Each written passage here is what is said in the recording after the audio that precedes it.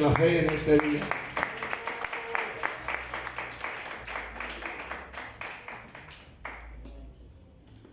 Con dolor y con mal olor, porque ahorita que estaba sentado ahí, sentí que algo me cayó agua y el gato se orinó encima de mí ahorita. Ese gato tiene los días contados. A ver si fueron sus últimas. Como decimos en el buen Chapín, quizás ando un poco salado, pero aquí estoy, gracias a Dios. Abra su Biblia, por favor, en el libro de 2 Samuel, capítulo 12, del 20 al 25. Primeramente, pues doy gracias a Dios por la oportunidad, por permitirme estar acá. Ahorita que venía, como decía mi pastor, me caí de la moto por pasar a la orilla de un túmulo, me resbalé y cuando sentí ya estaba en el suelo y ya estaba parado y todavía tengo vergüenza de las personas que me vieron. Me duele el pie izquierdo, un poco la mano y la pierna derecha la tengo lastimada. Pero aquí estamos, gracias a Dios. Le doy gracias a mi pastor por la confianza, la oportunidad, y gracias a usted, hermano, por venir en esta noche. Quiero introducirme en esta noche. Gracia y misericordia, o misericordia y gracia, son dos palabras que comúnmente las usamos indistintamente, pero la realidad es que significan cosas diferentes. Son opuestos que trabajan en conjunto o en equipo, como las alas de un avión. Usted sabe que un avión tiene dos alas, sin una no funciona. Sin una no funciona. Entonces, de la misma forma funcionan la gracia y la misericordia. Ahora, la misericordia, mis hermanos, es no recibir lo que merecemos, y la gracia es recibir lo que no merecemos.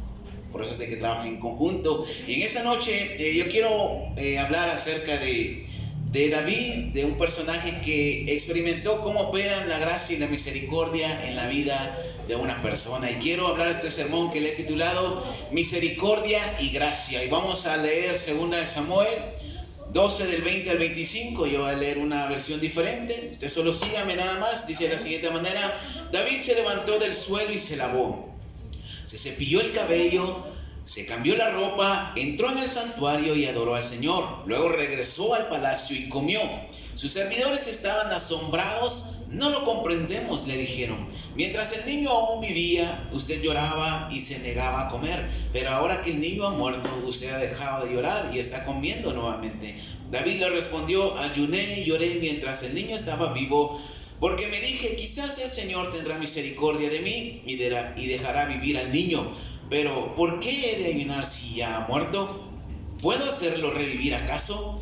Yo iré a él, pero él no regresará a mí. Entonces David consoló a Betsabé y durmió con ella. Betsabé quedó de nuevo embarazada y dio a luz un hijo, al que David le puso el nombre de Salomón. El Señor amó al niño y envió al profeta Natán a que le dijera: en mi honor ese niño debería llamarse Jedidías, que significa amado del Señor. Ayúdeme a orar en esta noche. Señor Jesús, te doy la gloria, la honra y la alabanza a ti en esta noche. Gracias por la bendición de estar delante de ti, Dios. Te pido que en esta noche me uses, Señor, y que guíes mis palabras, y que tu Espíritu Santo nos redarguya, Señor, y nos convenza y nos haga entender este sermón. Mi Señor, háblanos en esta noche. En el nombre de Jesús te doy las gracias, y la iglesia de Dios dice un fuerte amén. Amén. Misericordia y gracia. Y en primer lugar quiero ver, apelando a la misericordia de Dios, el texto que acabamos de leer nos muestra a David en una posición muy vulnerable. Su hijo recién nacido está entre la vida y la muerte. Ahora, las acciones de David son las de cualquier padre que él haría por su hijo que está a punto de morir. Yo creo que cualquier padre en esta situación haría lo mismo que David: orar a Dios, pedir por la misericordia de Dios hacia la vida del niño. David sabe a la perfección cómo es Dios: tardo para la ira, pero grande en misericordia. David lo ha experimentado una y otra vez durante su vida. David lo ha experimentado hasta este punto de su vida una y otra vez, el favor de Dios y su misericordia. Recordemos que David ha escrito decenas de salmos Y ahí es donde él expone cómo Dios lo ha llevado durante toda su vida hasta el punto donde él se encuentra en este momento y es el rey sobre Israel. David en este momento de su vida ha sido confrontado por la palabra de Dios. Natán el profeta, su pastor, por decirlo así, fue enviado por Dios a darle un mensaje claro, contundente y confrontador. Y lo vamos a leer. Vamos a leer capítulo 12, versículos del 1 al 9. Entonces el Señor envió al profeta Natán a decirle a David lo siguiente: habían dos hombres en cierta ciudad, uno muy rico que tenía muchos rebaños de ovejas y manadas de cabras, y el otro muy pobre que solo poseía una ovejita que había logrado comprar. Esta ovejita era el encanto de sus hijos, y su dueño le daba de comer de su propio plato y le hacía beber en su propia taza, y la hacía dormir en sus brazos como si fuera una hija. Un día un hombre llegó a visitar al rico, pero este, en vez de matar un cordero de sus rebaños para dar de comer al viajero, tomó la ovejita del hombre pobre y con ella preparó una comida y se la sirvió al visitante. Al oír esto, David se enfureció y dijo: juro por el Dios vivo que quien haya hecho eso merece la muerte. ¿Cómo pudo ese hombre hacer tal cosa? Pues ahora tendrá que pagarle al pobre 4 veces lo que vale la oveja que robó. Tú eres ese hombre, dijo Natán a David. El Señor Dios de Israel dice: yo te hice rey de Israel y te salvé del poder de Saúl y di su palacio a sus esposas y su reino de Israel y Judá. Y si esto no hubiera sido suficiente, te hubiera dado mucho más. ¿Por qué entonces has despreciado la ley de Dios y has cometido esta horrible maldad? Hasta ahí lo vamos a dejar. El texto es muy revelador. Natán, el profeta enviado por Dios para dar un mensaje directo a David de que había quebrado la ley de Dios. Lo vamos a leer y vamos a ver el contexto por qué Natán le dice estas cosas a David. David se sintió confrontado. Él mismo se sentencia a muerte al decir: ese hombre que robó la oveja de aquel pobre es merecedor de la muerte y tiene que pagar 4 veces más. El profeta Natán le dice: ese hombre eres tú, porque has quebrantado el mandamiento de Dios. Y el Señor dice: te he hecho rey sobre Israel, te di lo que querías, y si aún fuera más, te hubiera dado mucho más. Pero desobedeciste mis mandamientos. Y David se sintió confrontado, se sintió entre la espada y la pared. Ahora, algo que logro notar en este texto es de que pues Natán no aprovecha el momento para decirle unas y otras cosas que tenía en su pecho, sino que simplemente él le dice el mensaje de Dios claramente en su vida. Natán no aprovechó el momento y la palabra de Dios para tirarle con todo a David y terminarlo de matar. Esto ocasionó, mis hermanos, a que David abriera su corazón y reconociera su pecado. Y esto es lo que hace la palabra de Dios. Una realidad es que cuando la palabra de Dios es la que nos confronta a cada uno de nosotros, el mismo Espíritu Santo nos redarguye a cada uno de nosotros, nos convence de nuestro pecado. Amén. Es la palabra de Dios que nos confronta, y cuando es la palabra de Dios que lo hace, nos lleva a tomar decisiones para Dios. Es la misma palabra de Dios.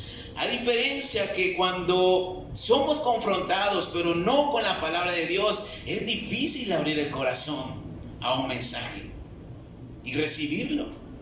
Muchas veces, siéndole honesto, me ha tocado experimentar esto. Me ha costado recibir sermones de pastores porque no es la palabra de Dios la que lo confronta, sino que es otra cosa menos la palabra de Dios. Entonces es difícil salir edificados, es difícil abrir el corazón y es difícil reconocer lo que cargamos dentro cuando no es la palabra de Dios. Pero cuando es la palabra de Dios la que nos deja desarmados, es la misma palabra de Dios que nos lleva a apelar por la misericordia de Dios y pedir perdón. Esa misma confrontación de la palabra de Dios nos pone entre la espada y la pared y nos lleva solamente a sacar nuestra banderita blanca, Dios, porque no tenemos de otra. Es la misma palabra que nos confronta. Es el mismo Espíritu Santo que nos hace sentir nuestro pecado y nos lleva al arrepentimiento. Nos lleva a tomar esta decisión. Nos lleva a decir: Señor, perdóname, la estoy regando, estoy pecando, tengo estas actitudes. Cámbiame, purifícame, perdóname. Y esto fue lo que hizo David al ser confrontado por el profeta, pero con el mensaje de Dios. ¿Cuántas veces, mis hermanos, hemos experimentado su misericordia, su amor? Y nos damos cuenta de que es Dios quien nos ha mantenido hasta el día de hoy. Y somos lo que somos gracias a Dios. Pero como somos personas, somos humanos, fallamos todos los días. Y la palabra siempre nos confronta y a la vez nos anima a apelar a su misericordia. David apeló a la misericordia de Dios. Leímos en el texto que ayunó, se humilló por 7 días, no se bañó, esperando un milagro. ¿Por qué? Porque su hijo estaba al borde de la muerte. Él esperaba un milagro de parte de Dios. Él sabía por qué ese niño estaba de esa manera. Natán ya se lo había dicho. Y sin embargo, David apela a la misericordia de Dios, porque él sabía que Dios podía hacer un milagro. Ayunó, se humilló, no comió, estuvo frustrado, no sé. Pero la Biblia dice que prácticamente él hizo de todo para que Dios lo escuchara.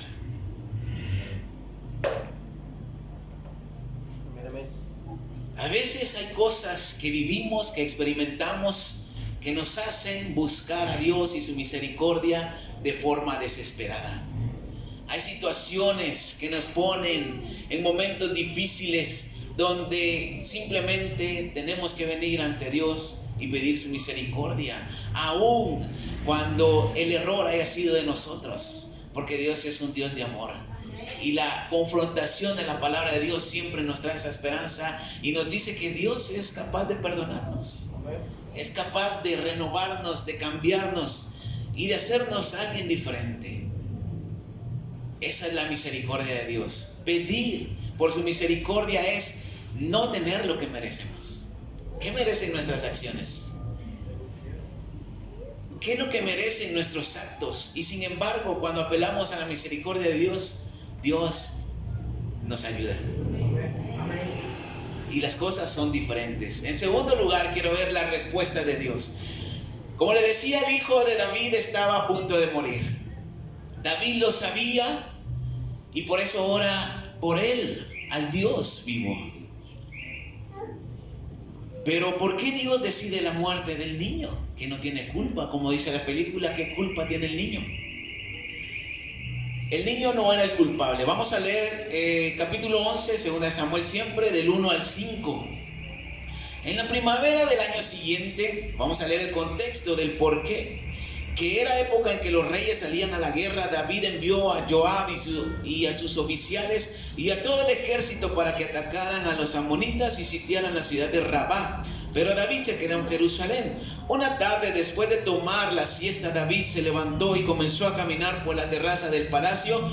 Mientras contemplaba la ciudad, vio a una mujer muy hermosa que se estaba bañando. Envió a investigar el nombre de ella y supo que era Betsabé, hija de Elián, esposa de Urías, elitita. David la mandó a buscar. Cuando Betsabé llegó, David se acostó con ella. Betsabé apenas acaba de completar los ritos de purificación después de la menstruación. Después regresó a su casa y cuando se dio cuenta que había quedado embarazada, envió un recado a David para informárselo. Ahora, la realidad, mis hermanos, es que David se pasó de lanza con Betsabé y con Urías. La manda a llamar, supo que era Betsabé, sabía que era esposa de uno de sus mejores oficiales.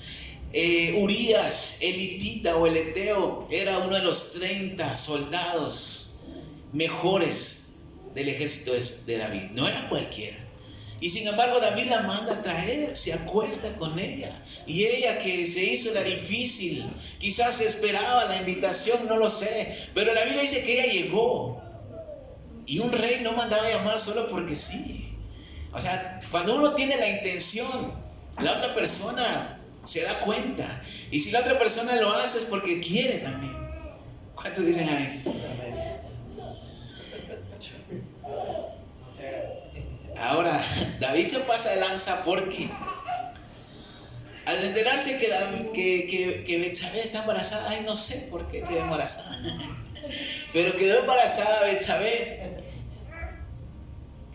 David conspira para matar a Urías. Primero quiso hacerle llegar a su casa para que él se acostara con su esposa y el hijo pasara por Urías y no de David. Pero como este hombre fiel no quiso ir a su casa mientras el arca de Dios permanecía en tiendas o a la intemperie y sus amigos, sus compañeros del ejército estaban en una situación difícil, él no quería estar cómodo. Nunca llegó a su casa y David se tuvo que deshacer de él. Lo manda a poner al frente de las filas, ahí donde la gente muere rápidamente, y prácticamente David lo manda a matar.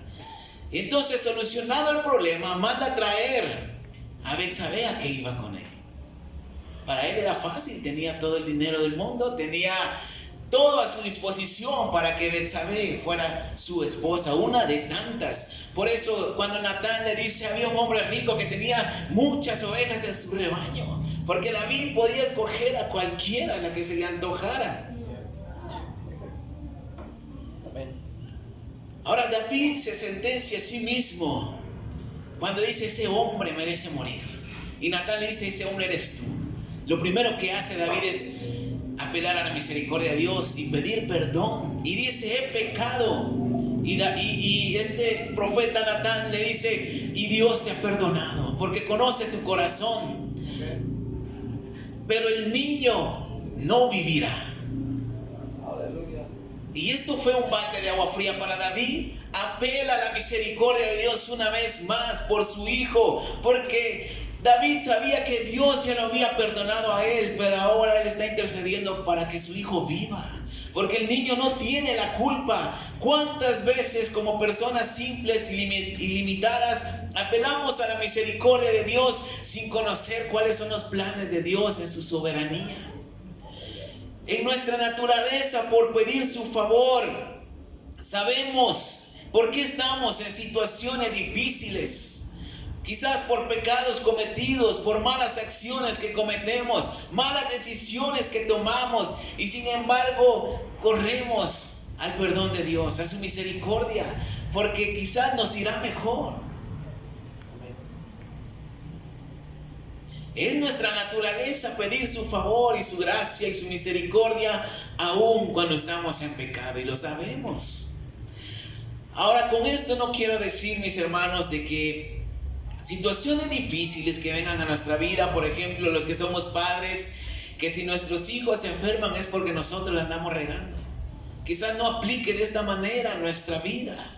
Para David sí lo era, porque era un caso particular. Para él era el mensaje de parte del profeta Natán que Dios lo había enviado. No estamos bajo las mismas circunstancias, pero lo que sí le puedo decir es de que a veces pedimos misericordia a Dios por una situación que no podemos resolver, que es adversa a nosotros, pero como a veces solo vemos lo que tenemos enfrente, pero Dios sí ve más allá. Dios ve el futuro y sabe lo que nos conviene, sabe qué es mejor para nosotros. Y muchas veces su misericordia es tan incomprensible e inesperada que no nos damos cuenta que ya estamos gozando de ella. Esperamos lo que queremos, pero lo que queremos a veces no nos conviene. Pero Dios sabe lo que realmente nos conviene y lo que Él nos quiere dar, que es mejor. David clama por misericordia a Dios cuando realmente ya la había recibido. Ya había recibido la misericordia de Dios. Porque misericordia es no recibir lo merecido. Y lo que David merecía era la muerte. Por haber matado a alguien inocente, por cometer adulterio, tantas leyes de Dios que quebró. David merecía la muerte y sin embargo Dios lo perdona. Esa es la misericordia. Y David ya la tenía, pero él quería que su hijo viviera. Y puede pasarnos a nosotros. Podemos pedir su misericordia cuando ya la tenemos con nosotros, porque no recibimos lo que nos corresponde en realidad. ¿Cuántas veces la hemos regado? ¿Cuántas veces hemos pecado en contra de Dios? ¿Cuántas veces hemos fallado a Dios? Y aquí estamos todavía. Aquí estamos todavía. Si Dios nos pagara conforme nuestras obras, olvídese, ya no estuviéramos acá. Pero la misericordia de Dios ahí está presente. Dios es un Dios soberano. ¿Cuántos dicen amén? Segunda Samuel 12, del 15 al 23. Vamos a seguir leyendo. Natán regresó a su casa. Perdón, vamos a leer desde el 14. He pecado contra el Señor, versículo 13. Contestó David a Natán. Natán le respondió: sí, pero el Señor ya te ha perdonado, así que no morirás por este pecado. Pero le ha dado a los enemigos del Señor la oportunidad de despreciarlo y blasfemar contra él. Por eso el niño morirá. Natán regresó a su casa y el Señor hizo que el bebé de Betsabé, la que había sido esposa de Urías, sufriera de una grave enfermedad. David oró a Dios pidiendo que salvara al niño. No comía y pasaba la noche de rodillas en el suelo delante de Dios. Sus consejeros le rogaban que se levantara y comiera con ellos, pero él se negaba a hacerlo. Al séptimo día el niño murió y los siervos de David tenían miedo de decírselo. Si estaban tan quebrantados por la enfermedad del niño, decían: ¿qué será de él cuando le digamos que el niño está muerto? Pero cuando David vio que estaban hablando en secreto, sospechó lo que había ocurrido y les preguntó: ¿ha muerto el niño? Sí, ha muerto, le respondieron. David se levantó del suelo y se lavó, se cepilló el cabello, se cambió la ropa, entró en el santuario y adoró a Dios. Luego regresó al palacio y comió. Sus servidores estaban asombrados. No lo comprendemos, le dijeron. Mientras el niño aún estaba vivo, usted lloraba y se negaba a comer, pero ahora que el niño ha muerto, usted ha dejado de llorar y está comiendo nuevamente. Y David respondió: ayuné y lloré mientras el niño estaba vivo, porque me dije: quizás el Señor tenga misericordia de mí y dejará vivir al niño. Pero ¿por qué ha de ayunar si ya está muerto? ¿Puedo hacerlo revivir acaso? Yo iré a él, pero él no regresará a mí. Yo iré a él. En pocas palabras, algún día voy a morir y quizás lo vea, pero ya no lo veré en esta tierra. La respuesta de Dios a David no fue como él quería. El niño muere y David lo sabe.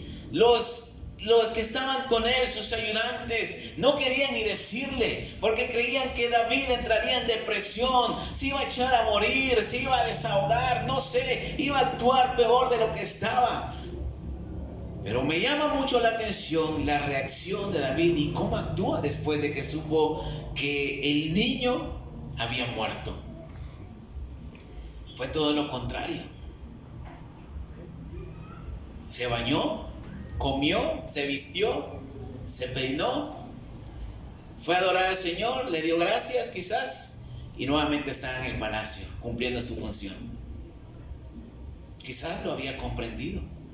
La respuesta de Dios cuando se apela a su misericordia no siempre será como lo queremos, porque Él es soberano y nosotros somos simples mortales. ¿Cuántas cosas han dolido en nuestra vida y pareciera que a Dios no le interesa? ¿Cuántas cosas hemos sufrido o cuántas veces nos hemos sentido abandonados por Dios? Porque no hay una respuesta concreta, porque no hay una respuesta como la queremos. ¿Cuántas oraciones hay que Dios no ha contestado en nuestra vida? Estamos empezando un año nuevo. Y últimamente he meditado, realmente el tiempo es para nosotros, porque Dios sigue siendo el mismo. Para Dios no hay tiempo, para Dios no hay ciclos, para Dios no hay etapas, pero para nosotros sí. Y estamos empezando un año nuevo y no sabemos lo que va a suceder ni va a acontecer, pero podemos apelar a su misericordia.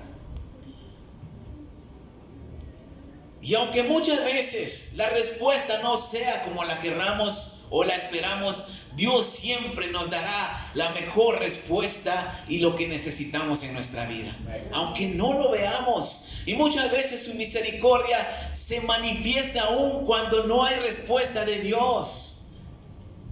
Su misericordia no está ausente porque no recibimos lo que merecemos. Y quizás en este momento no lo sepamos, pero es gracias a su misericordia que estamos aquí. Amén. Aleluya. Ahorita que me estaba acordando que me caí, di una vuelta en el suelo y venía en la camioneta en la que nos fuimos a la conferencia, esa venía al frente. Y digo yo, bueno, si hubiera venido más rápido quizás quedo abajo. Pero no fue así. David, mis hermanos, tuvo que aceptar la muerte del niño. Y el dolor de David al final, cuando supo que su hijo había muerto, quizás el dolor lo llevó a entender y a experimentar la misericordia de Dios. Y no solo eso, sino que a entender la gracia de Dios, que son cosas diferentes pero que trabajan en unidad. Y ahorita lo vamos a ver. En tercer lugar quiero hablar la gracia de Dios.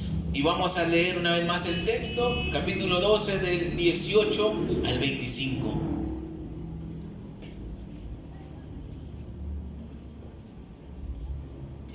Al séptimo día murió y los siervos de David tenían miedo de decírselo. Si estaba tan quebrantado por la enfermedad del niño, decían, ¿qué será de él cuando le digamos que el niño está muerto? Pero cuando David vio que estaban hablando en secreto, sospechó lo que había ocurrido y les preguntó, ¿ha muerto el niño? Sí, ha muerto, le respondieron. David se levantó del suelo, se lavó, se cepilló el cabello, se cambió de ropa, entró en el santuario y adoró al Señor. Luego regresó al palacio y comió. Sus servidores estaban asombrados. No lo comprendemos, le dijeron. Mientras el niño aún vivía, usted lloraba y se negaba a comer. Pero ahora que el niño ha muerto, usted ha dejado de llorar y está comiendo nuevamente. David le respondió, ayuné y lloré mientras el niño estaba vivo, porque me dije, quizás el Señor tendrá misericordia de mí y dejará vivir al niño. Pero ¿por qué de ayunar si ya está muerto? ¿Puedo hacerlo revivir acaso? Yo iré a él, pero él no regresará a mí. Entonces David consoló a Betsabé y durmió con ella. Betsabé quedó de nuevo embarazada y dio a luz un hijo, al que David le puso por nombre Salomón. El Señor amó al niño y envió al profeta Natán a que le dijera, en mi honor ese niño debería llamarse Jedidías, amado del Señor. La reacción de David quizás no parece la más común. Humillado por salvar la vida de su hijo, no comía y estaba desconsolado y todo lo que hizo. Y cuando muere hace lo contrario. Come, bebe, se baña, se limpia, adora al Señor y nuevamente está en función. Como que no le importó la muerte de su hijo pareciera, pero creo, mis hermanos, que David comprendió que aún en ese dolor indescriptible, la gracia de Dios estaba operando en su vida. Porque dicen que el perder a un hijo no tiene nombre. Es un dolor tan grande que no se puede describir. Cuando uno pierde a los padres, uno queda huérfano. Y cuando uno pierde a su pareja, es viudo. Pero no es el orden natural que los niños o los hijos mueran primero que los padres. Quiero pensar que David comprendió por qué Dios no le permitió vivir al niño. Y eso es por medio de la gracia. Primero, el niño sería un motivo de burla. Si el niño hubiera vivido, todos sabrían que fue un niño concebido en adulterio. Prácticamente que era un niño bastardo, como lo llama la Biblia. Quizás despreciado. Sería causa de burla, de un recordatorio de pecado. Quizás sabría más adelante que su padre fue un asesino, un conspirador. Quizás el niño, si hubiera vivido, hubiera sido un niño vulnerable al sufrimiento, a la depresión, al señalamiento, a la lástima propia. Muchas cosas. Pero Dios es soberano y sabe por qué permite las cosas. El niño no vivió porque no era conveniente. Y la segunda cosa que pienso es de que para David esto sería una mancha en su historial. Quizás este niño sería una vergüenza más adelante para su reinado, porque fue concebido en adulterio, en algo que no era permitido. Quizás el niño más adelante se iba a parecer a Urías, y esto le iba a recordar que él lo mandó a matar. Quizás le iba a traer remordimiento. Este niño quizás ocasionaría la pérdida de la confianza del pueblo a David como rey. Muchas cosas pudieron haber pasado si el niño vivía. Pero David llegó a esa comprensión cuando preguntó, ¿murió el niño? Quizás le cayó el 20 o el Señor trajo ese discernimiento a su vida. Él continuó de nuevo su vida como si nada, en la gracia de Dios. Y una vez más fue con Betsabé para consolarla, para decir, ahora sí tenemos la validez. Hagamos todos los hijos que podamos. Y Betsabé contenta también, porque la consoló. ¿Cuántos necesitan consuelo? Amén. Ese consuelo es uno de los más bonitos. Cuando uno se pelea, lo mejor es la reconciliación, dijo Marta en una canción. Y David fue rápido. Bueno, ya voy, sí, prepárate, le dijo a Isabel, que hoy nos toca. Y la Biblia dice que quedó nuevamente embarazada. Y la Biblia dice que Dios amó a ese niño. Dios amó a ese niño, a Salomón, porque así le puso David. Y ya no sería un niño quizás con lástima propia, un mal recordatorio, sino que ese niño sería una bendición para ese matrimonio. Y esto es la gracia de Dios, porque para empezar David ya no tendría que estar vivo. Para empezar, ese segundo niño no tendría que haber nacido, porque el primero tendría que ser un castigo para David por su equivocación en el pasado. Pero sin embargo, Dios tuvo misericordia de David, lo perdona. El niño muere, aunque parezca contradictorio, pero fue mejor que muriera ese niño. No le convenía vivir. Y el segundo niño que nace fue amado por Dios. Y si usted sabe la historia, este niño fue el sucesor en el reinado para David. Aunque hizo ahí marufia, pero fue el siguiente rey. David llegó a esa comprensión y continuó su vida. No se estancó en la depresión, en la culpabilidad, porque Dios ya lo había perdonado. Y Dios sabía de sobra qué era el perdón. David sabía de sobra qué es el perdón de Dios. Y siguió adelante. Vamos a leer versículo 24. Entonces David consoló a Betsabé y durmió con ella. Betsabé quedó de nuevo embarazada y dio a luz un hijo, al que David le puso por nombre Salomón. Y el Señor amó al niño. Y el Señor amó al niño. Esa es la gracia de Dios. Hay momentos donde la gracia de Dios nos inunda. Y hay dolor y sufrimiento en nuestras vidas, quizás por consecuencias.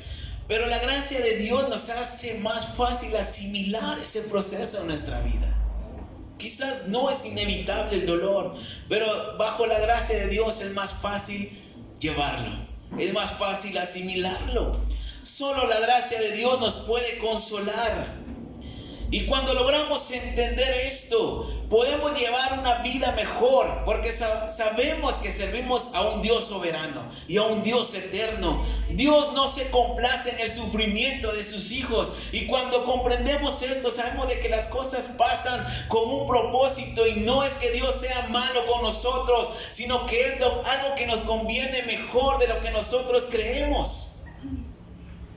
Cuando sabemos y comprendemos su gracia y su misericordia, nos damos cuenta que no hemos recibido lo que merecemos en realidad, y sin embargo, bajo su gracia hemos recibido lo que no hemos merecido. Y eso es el perdón, la vida eterna y la salvación. ¿Cuántos dicen amén? Los sufrimientos en la vida son inevitables y nos espera un largo año y no sabemos qué cosas nos sucederán. No sabemos qué nos depara. Pero si estamos bajo la misericordia y la gracia de Dios, vamos a asimilar mejor cualquier cosa que nos pase, sea lo que sea. La muerte del niño era una consecuencia y la gracia de Dios no evitó las consecuencias que vendrían a David. Porque no solamente fue eso, fue mucho más. El Señor amó al nuevo niño engendrado ya legalmente. Y era algo que David y Betsabé no merecían, porque podemos culpar a David de todo lo que hizo, pero Betsabé también formó parte de esa conspiración, porque también ella fue cuando la llamó el rey. Amén. Le mandó un mensaje por WhatsApp y le dijo: ahí voy. Ellos no merecían un nuevo hijo, pero sin embargo ahí lo tenían. Y eso es por la gracia de Dios. Dios le dio un hijo nuevo y fue el rey sucesor de su padre David. Y podían continuar con su matrimonio. David merecía morir. David merecía ser la burla de todas las tribus de Israel. Pero la misericordia y la gracia de Dios pues no lo permitió, y no fue así. Conocemos a David conforme al hombre que es conforme al corazón de Dios. Y no cualquiera es nombrado así en la Biblia, solamente David. Dios siempre querrá lo mejor para nosotros, pero los procesos no siempre serán los mejores. Nuestros actos, mis hermanos, nos llevan a tener consecuencias más severas. Pero su misericordia y su gracia nos mantienen todavía. Amén. Este año habrán oraciones que quizás Dios no va a contestar, otras sí. Pero lo que pidamos a Dios no siempre será lo que más nos convenga. Solo la misericordia y la gracia de Dios nos ayudará a llevar a cabo este año de la mejor manera. Solo su gracia y su misericordia nos llevará adelante ante lo que suceda, ya sean enfermedades, ya sean muertes, escasez, ya sea que tengamos éxito, prosperidad, cualquier cosa que pasemos en este año, bajo la gracia y la misericordia de Dios será mejor. Amén. Lo asimilaremos mejor. Amén. Y lo que nunca debemos olvidar es que, sin importar lo que estemos pasando en este momento, la misericordia de Dios y su gracia siempre están presentes. Aleluya. Y para concluir en esta noche, al principio decía que la gracia y la misericordia a veces se usan o se confunden, pero son dos cosas distintas, porque la misericordia es no recibir lo que merecemos y la gracia es recibir lo que no merecemos. ¿Cuántos me entienden? Denle un fuerte aplauso a Cristo en esta noche. Gracias te damos, Señor, por tu amor y por tu gracia. Gracias porque